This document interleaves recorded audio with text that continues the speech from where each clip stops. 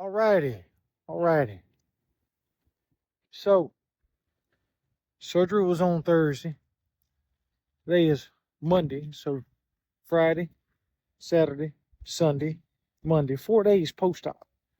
And first full day out of the hospital. Uh, Current update, I'm sore, still sore. And I'm walking through slow. Notes out, don't walk slow. So that's the current update. Now, pain is tolerable. Scale from 1 to 10 is fluctuates between a 2 and a 4. They have me on some Tylenol 3s, which is just Tylenol with codeine, basically. Yeah, I know people going to freak out when they hear that. But what I want to stress the fact, though, is, listen, people like me who are in recovery, do what your medical provider says. Stay close to your support network. Support network is very important, because I've been taking my prescriptions as prescribed. When I was in the hospital, oh, and the codeine does have me itching too, just so you know. Something that it's a side effect of opiates. Is what it is. I ain't worried about it though. My mentor said I do not have to restart my sobriety date of 13 years just because I'm taking opiates right now. Be all right. Now, when I was in the hospital, they had me on freaking Toradol, morphine, Dilaudid. I was feeling right in that damn hospital. Really was.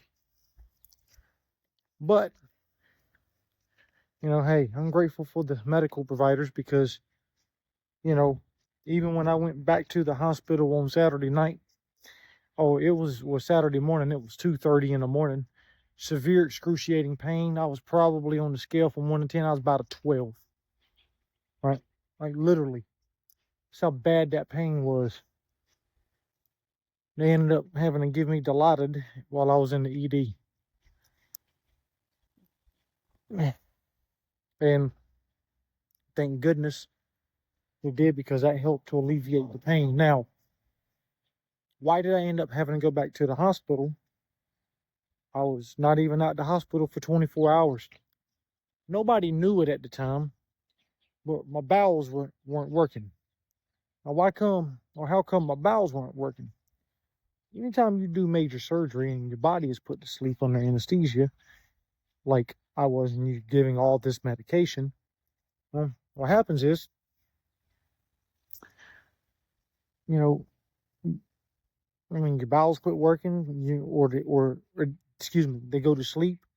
Basically all of your major stuff goes to sleep. Energy isn't needed there. Energy is needed in the brain to keep your body alive and to keep your body, keep yourself alive and to keep yourself moving forward, right? So your body isn't worrying about trying to empty itself out. And that's a layman's terms of it, and there's a lot more medical stuff that goes into it. I ain't gonna get into it. Plus, my brain doesn't wrap around all of that good stuff anyways. It's just good to know information. It's good to know information on how the body works and the brain works and hell, everything else that happens under, when you go through major surgery. So, right, I'm taking Miralax, I'm taking Dulcolax, and prune juice. Prune juice is actually pretty decent warm. I learned that too. Learned that Saturday night by my amazing nurse at Methodist Hospital. And I'm going to tell you right now, man. Well, before I get into all of that. So, yeah, that's the current update as far as like how I'm doing 4 days post-op. It hurts to lay on my side sometimes. It just all depends, honestly, a lot of the pain that I have comes from when I am sedentary for an extended period of time. So, like when I go to sleep for 2, 3, 4 hours, 5 hours or whatever, and then I wake up and I'm stiff, I'm sore, it's painful. But if I'm active like I am right now, yeah, I'm walking slow. I'm still tight. I'm still bloated. Look, still tight, still bloated. Uh, the pain is like I say, very 2, 3, 4 fluctuates. I just take my time because every time I make a step, I can feel my abdomen being pulled and this, that, and the third. It's just part of how people walk, right? Or my abdomen being tightened and this, that, and the third. Is what it is. But recipient, update with the recipient 4 days post-op. They are doing good too. Kidney is working well, functioning well. I'm glad to hear that. Really glad to hear that. I think the family probably got to thinking there for a minute when I had to go back into the hospital. Now, I can't prove this. This is only my thought process. So if I'm wrong, and the family follows me on social media, so it's okay. I'm cool with that. I'm not breaking their confidentiality or their privacy or their anonymity. So this is totally a me thought process, not a them thought process. And if I'm wrong to the family, I apologize. Let me just take my glasses off so you can see. Seriously, I'm wrong. Okay, this is only my thought process. But I think personally, family was thinking that I was regretting giving my kidney up. No, I don't regret it with the pain, with the not being able to walk right, with the bloating, with the swelling, with the bruising. Don't regret it, not one bit. Constipation, whatever. Listen, I'd do it 100 times all over again. The family is phenomenal. And I do want to say this. I made a post the other day on social media. I think it was last night or sometime this morning, hell, like early.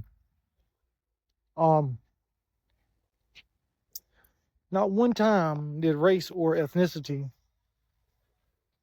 come into my thought process. Not one time. It didn't.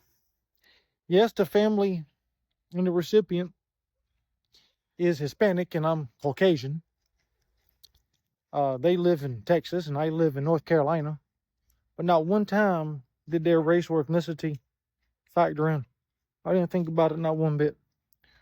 Actually, what I thought about as it was related to race was, wow, this is shocking. I am a 100% perfect match for somebody who I'm not even kin to, who is 10 plus years older than I, who was Hispanic. Like, we never grew up together, never were kin to each other. That's what was shocking for me. So, that's the only time that race ever came in. But I wasn't thinking about, as I was donating, like, hey, wow, stat and a third, blah, blah, blah, so on and so forth. No. My thought process is, if I'm able to do this and it goes through and my kidney takes, I'm able to help save a life. I'm able to help, make change where change is needed, especially with somebody who is extremely young, and help give a potential second chance or a third chance to, I don't know. So that's what my thought process was throughout all of this kidney donation. They're absolute. Listen, I'm not telling everybody else to go out there and go jump in on this decision and do it. But if you're thinking about it, go talk to a team, go talk to a doctor, go talk to a medical provider, man. Go talk to people. Go talk to your primary care. Schedule an appointment. You know, ask questions. Because what made my day in all of this is when I walked out, or when I woke up on Thursday post-op, and I walked into my recipient's room, medical, hospital room, and he was sitting there, with his family, and he was sitting in the chair. He had already gotten up. Me, I had to, I had to wake up, go to sleep, wake up, go to sleep, but he was already up before me. But when I finally came to and I had enough energy and strength to get up out of bed,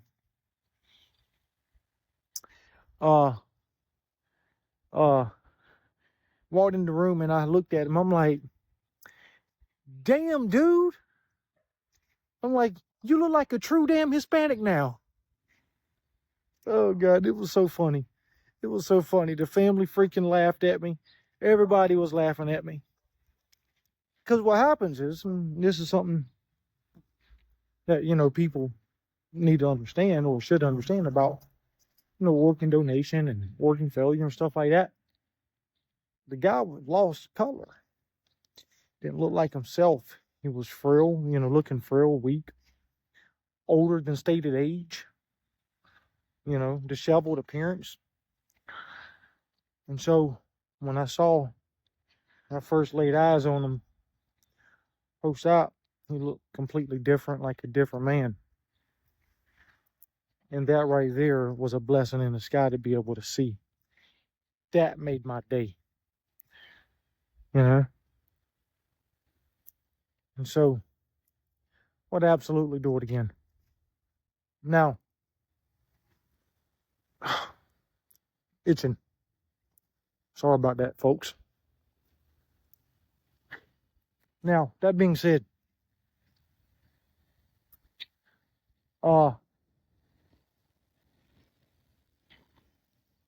people at Methodist Hospital, they were phenomenal. Man, Dr. Shin was my surgeon. This is Methodist Hospital in San Antonio. Dr. Shin who was my surgeon, absolutely phenomenal. When I met with him on pre-op day, he was talking to me about the benefits and all that, and about the risks, the pros and all of that, the cons, everything. What I like about him though, yeah, this is my favorite part. Oh yes. This is my favorite part, seriously though, folks, is when he was talking to me about the scarring and the cutting. Right, you see how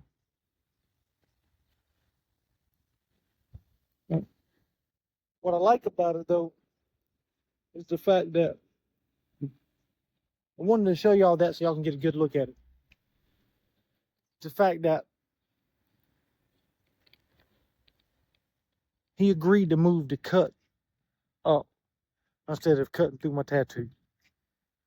I said, Doc, I love my Playboy bunny. Please, let's save the Playboy bunny if we can. Doc was cool with that. No issue at all. Absolutely. My hat goes off to Dr. Shin. He was phenomenal. Absolutely an amazing surgeon. Now, I met a whole bunch of other folks too. I don't remember their names. I don't even remember their positions. I know one of them was like a damn director of nursing or some shit like that. Of ICU or something, I don't know. Front door. He was phenomenal. Absolutely. I don't even remember her name. There were so many people that I met. And they actually do that because they a lot of the people in various positions meet with you. Even the chaplain met with me, right? But a lot of these folks meet with you or meet with people like myself who's a donor, because it's part of their need to know, right? Part of their need to know of this, that, and the third, which I'm fine with. They were all phenomenal. They all were. I even went and that was post-op. I mean, these folks, I don't remember their names like I say. But I will say this too, and I will say this too.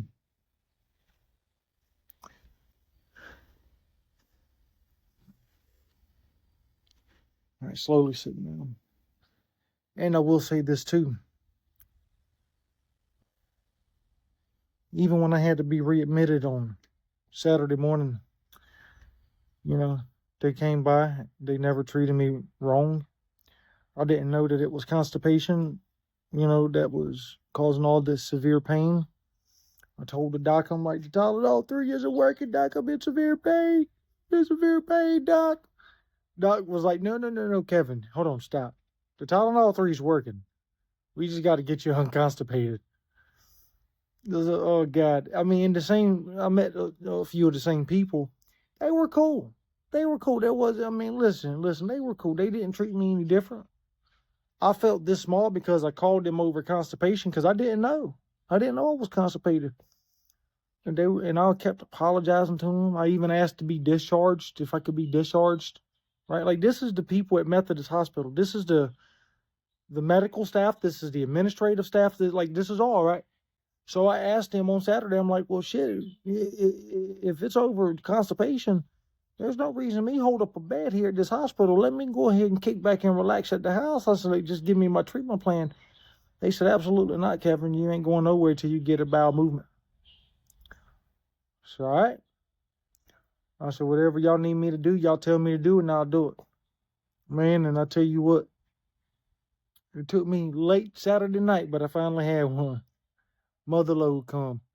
My nurse was missing that. She was phenomenal. That was that one. I think my first nurse when I was, first brought into ICU, her name was Carla or Carletha. She was phenomenal too, absolutely. All of the staff I had run-ins with, they were phenomenal, every one of them. Dr. Shin, Miss Carletha, or Carla is what I called her. Miss Annette was phenomenal. I freaking love her. Then one of the last two nurses I had was Miss Mary and Mr. Scott. Both of them too. I mean, they were just absolutely phenomenal, man. Every one of them were. And so, I wanted to spend some time talking about my experience with Methodist Hospital, and talk and praise them. Praise them all. Even the people I didn't know, I don't remember their names too. I don't know their names. But they were all absolutely extraordinary. Miss Melissa, Miss Marissa, Miss Melinda, Miss Gloria, all of them that I ran into and had encounters with, they were freaking just amazing. And I will say this much. The reason I'm giving them high props, and I'm telling you right now, if you want to do any organ donation, please check out Methodist Hospital. They are that phenomenal.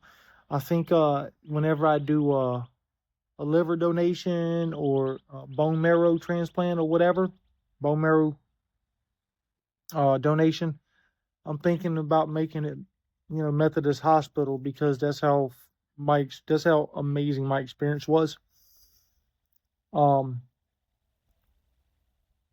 One of the things I will say is the reason I'm praising them, though, because over 75% of Americans say that our healthcare system is failing.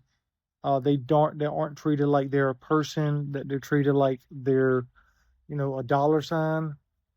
And I can honestly tell you, that was not my experience with Methodist Hospital. I didn't have that experience. I didn't feel like I was treated as a number, as a dollar sign. I mean, shoot, even I asked them after they said that your treatment plan, even on Saturday, right, they said that, your treatment plan is going to be constipation, your surgery looks good, everything looks good, all of your lab work is good, your last kidney, everything looks fine and normal.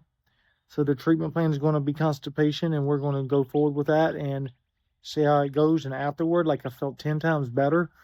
I didn't have all that freaking pain going up. I mean, it was just absolutely phenomenal experience. When I asked him to discharge me and I'll go home and treat it with whatever treatment plan they wanted, They refused to discharge me. Yes, I could have left AMA. I could have. I get it. It was my right. Excuse me, I just burped and hurts a little bit. Not as bad as what it was, but anyways, long story short, getting back to what I was saying, like I said, yeah, like let me discharge. Like let me discharge. Send me home. I don't need to waste the bed for somebody else who needs it. They said, no, we're going to discharge you whenever you have a bowel movement. After you have a bowel movement, we'll get rid of you. And you'll discharge then. All right, cool deal. I didn't argue with them. I didn't leave AMA. I felt ashamed. But they made sure that I did not feel ashamed. They made sure that I felt, comfortable. They said, no, we're glad that you called because, you were in pain. And you did exactly what we said. If the pain gets worse, to call us. And so I did. I did exactly what they said. They told me to get an Uber straight to the hospital since I didn't want to wake family up. Like all of those things. Wake people up in the house. Every single piece of it, man. I don't regret doing it. I don't regret, having it done with Methodist Hospital. I don't regret none of my experience so far. My experience has been absolutely extraordinary. And I would 100% do it again. All over again. And dead serious. I do want to do liver transplant. I do want to do my experience right now off of this kidney transplant and kidney donation. I do want to donate part of my liver. I do want to donate bone marrow. And I really would love for it to be through Methodist Hospital again. It's just my thought process. It's been a phenomenal experience thus far. And like I say, I'll do it all over again. And if the family or anybody is, watching this video, I appreciate you. Thank you for the work that you do. Thank you for allowing me to do this. Thank you for building the relationship that we have been able to build. I appreciate everything that y'all have done for me. And if nobody's told anybody today watching this, if nobody's told you that they love you, well, I love you. And there ain't a damn thing you can do about it.